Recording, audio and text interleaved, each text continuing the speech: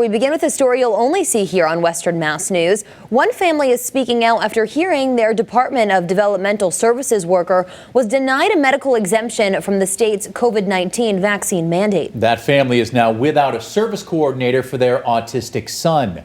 Western Mass News reporter Lindsay Kane has the exclusive details. Lindsay? President Jordan, the Dwyer family tells me they're just one family impacted by local workers who have been denied their vaccine exemption requests. The family is now in limbo, waiting for answers, now knowing their son's case file has been turned over. They've turned their back on my son.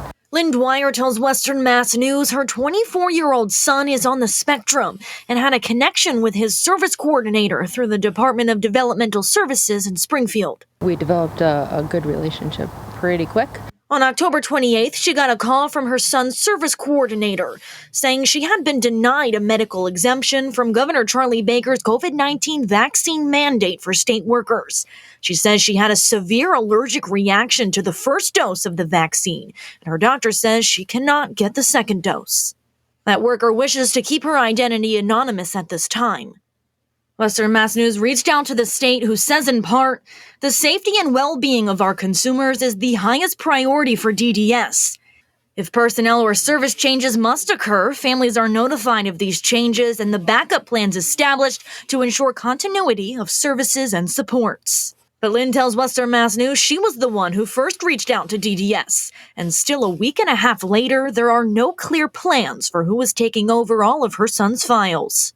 It's overwhelming enough sometimes having an adult child with a disability, but you're depending on people where this is their job to do this, and if they're not there to do their job, it creates a bigger problem. She says she had no COVID-19 concerns with the service worker and wishes she could continue working with her son, even remotely. His life matters, so the state, the people making this decision need to take that into account. Now having to step up and fight to make sure her son isn't going to get lost in the shuffle, she worries the effect this will have on other families in the same boat. If I wasn't here, I wonder who would be his voice.